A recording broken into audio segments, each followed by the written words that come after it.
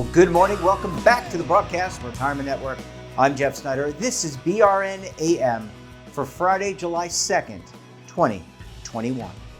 And our top story today, complaints about Venmo, PayPal, and other mobile apps surged during the pandemic. Well, joining me now to discuss this and a lot more is Jen Engstrom. She's a state director with the California Public Interest Research Group, or CalPIRG. Jen, great to see you. Thanks so much for joining us on the program this morning. Yeah, thank you so much. Great to be here. And before we kind of get into this issue, which is a really important issue, would you mind just telling the audience a little bit about who CalPIRG is? And I know you're part of a larger group, the Public Interest Research Group. CalPIRG, the California Public Interest Research Group, a public interest group, a consumer advocacy group. We're really about making sure that we have, healthy, secure, safe futures for everybody. And we often, stand up to powerful special interests to just make sure that we are working to build a future for everybody. Yeah, well, thanks for that. And I think it's important. Obviously, people may have questions: who is CalPIRG or what is PIRG? So glad we could get that out of the way. Now let's talk about this issue because. I read this article I think it was the OC Register, and reached out to you because according to some research that your organization did and other information, scams have been on the rise. And when you look at mobile apps like Venmo and PayPal that we're all using, by the way, because it's now a quote unquote cashless society, there's been a tremendous surge in fraudulent behavior. What can you tell us about this issue? Yeah, well, first of all, I'll say that it is true that these payment apps are on the rise. So consumers are increasingly using apps like Venmo, PayPal, Cash App, and Zelle as just a quick and easy way to share money with a friend or make a purchase.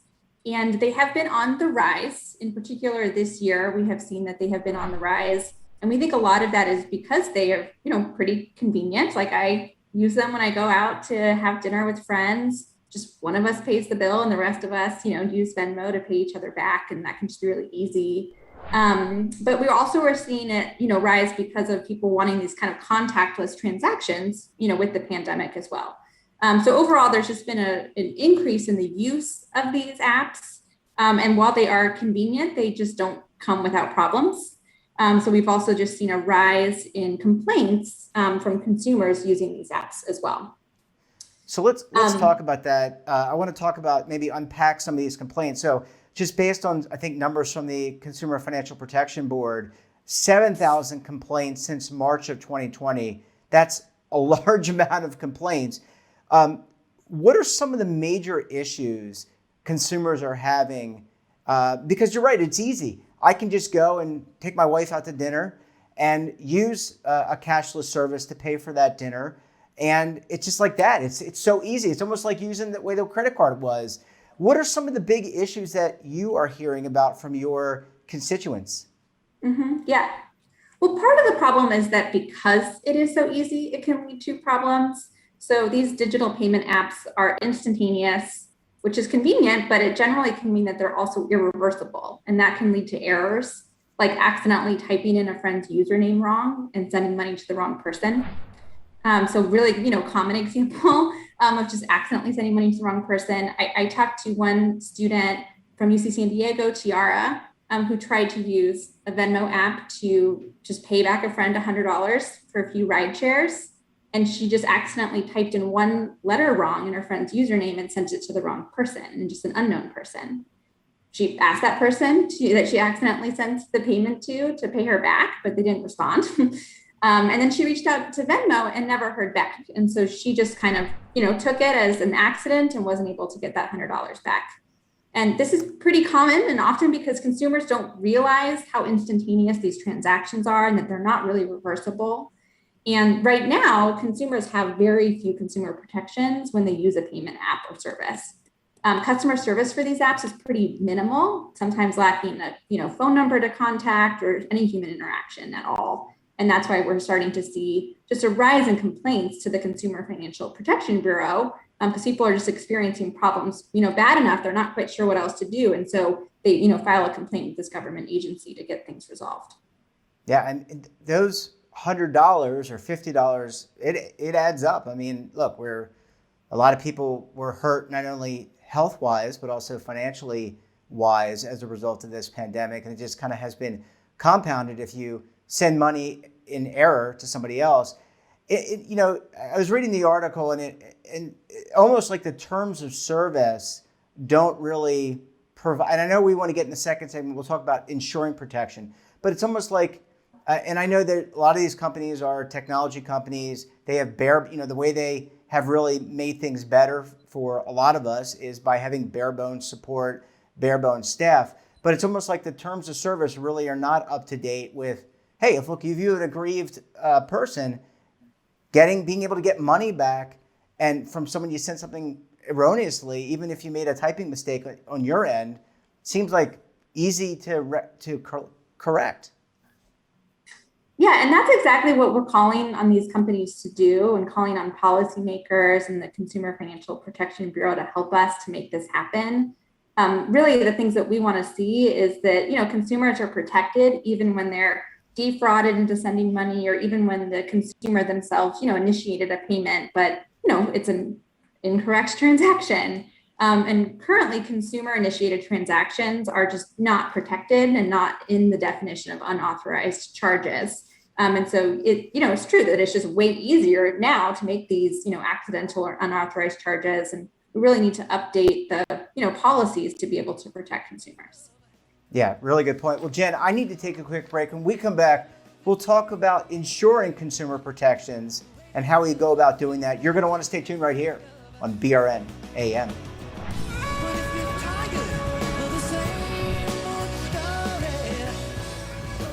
Imagine a new television network that will make you richer, healthier, and in control of your financial future.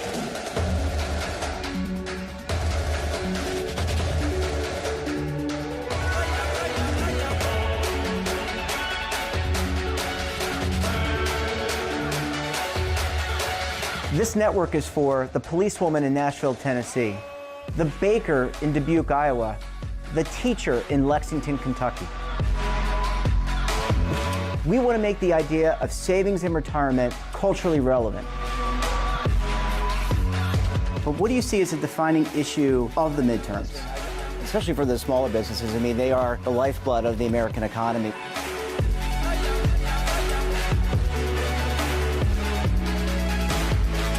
Featuring exclusive interviews, current affairs, and docuseries. 33 years old, you retired early. The philosophy is money only matters if it helps you live a life that you love. But you got to start thinking about retirement as soon as you get in. The Broadcast Retirement Network will drive very high engagement with premium partnerships. So this isn't retirement and savings for your parents or grandparents. This is for all Americans. And we're going to change the way you think about money.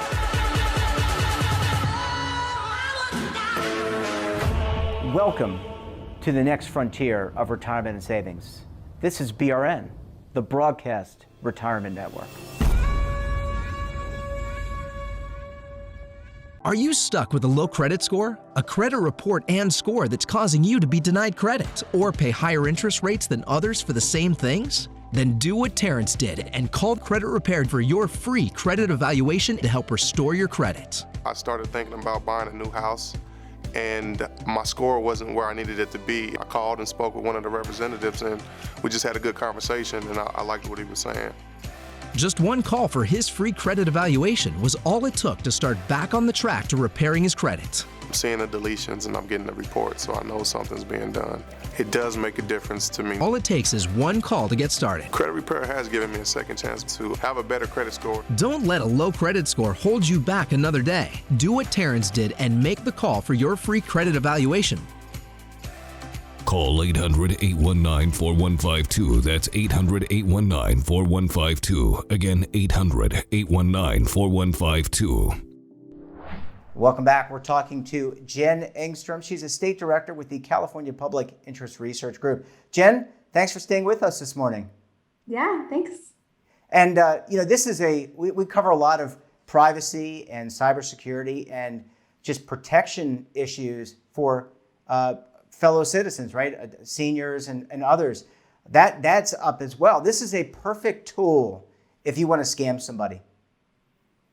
Yeah, I mean, we are definitely seeing an increase in, scammers using, Venmo or other payment apps to take advantage of people. We're seeing an increase in people just messaging you saying, if you give me $100, I can, turn it into $1,000. Or a scammer, maybe using money to pay you with a stolen credit card or bank information. And then, the payment method, the person who owns that credit card reports that you could be out money if you, accidentally bought something or paid for something using an unauthorized payment. We actually, when we released this report, CBS did a story and talked to a musician who is typically paid for their performances through cash, but more and more has been using these digital, wallet apps because it's convenient. And then a few years ago, he had a customer reach out to him to pay him to play music at a wedding. The client sent him a check and then asked him to give roughly half of that money to the client's, sound man through Venmo. And so he did that. He received this check from the, client and then, gave the sound man, part of the money, and then realized eventually that the check had bounced and it was just, scammers, taking advantage of him. So we are seeing that on the rise too. And it's something I think that, consumers just need to be aware of. And, obviously not giving money to unknown people is, one of the best ways to protect yourself. Yeah, well, it's certainly something that I think all consumers, regardless of your age, how much socioeconomic status, et cetera, need to be aware of.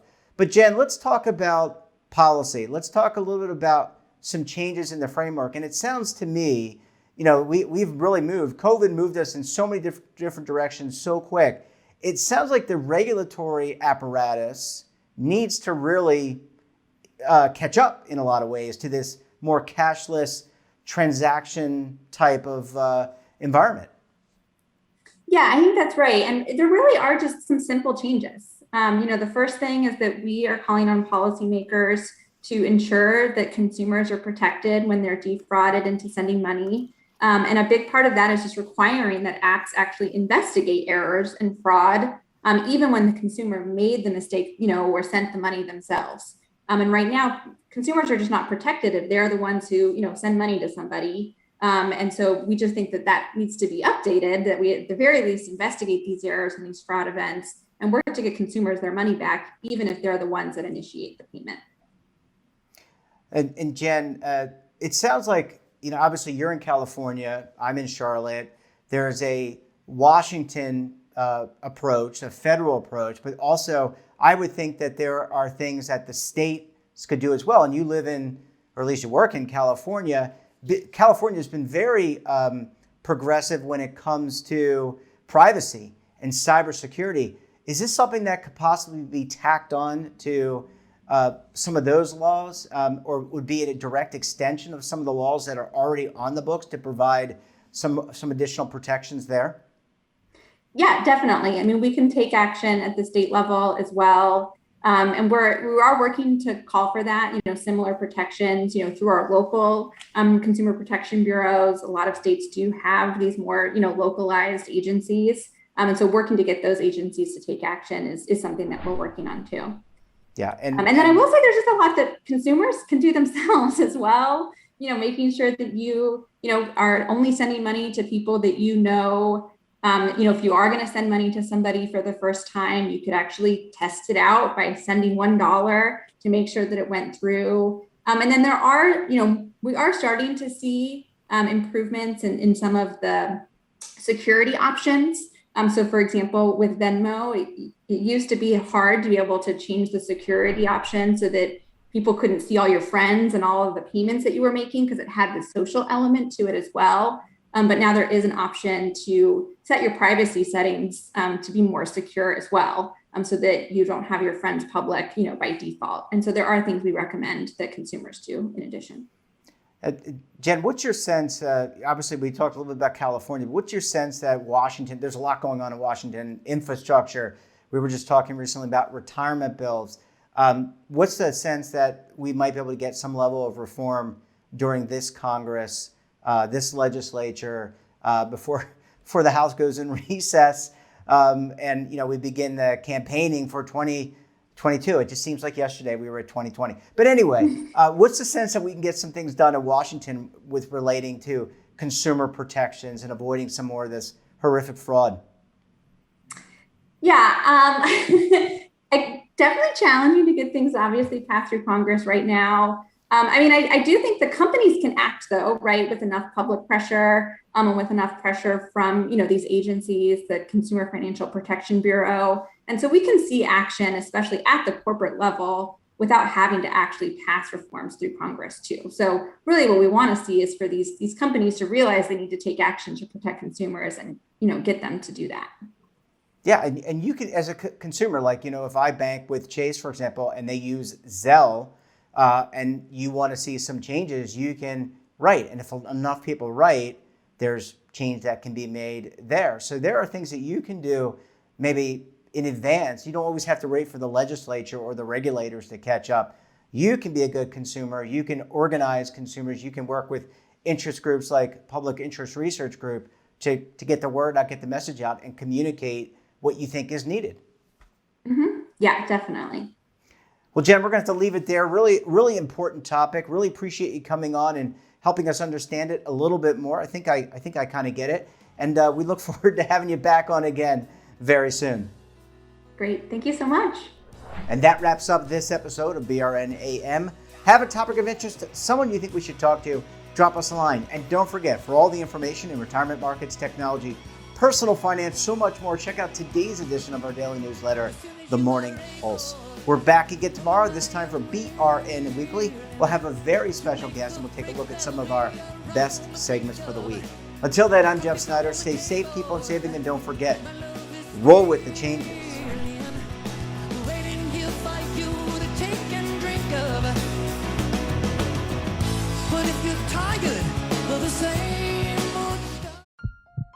Are you being audited and do you owe the IRS $10,000 or more in back taxes?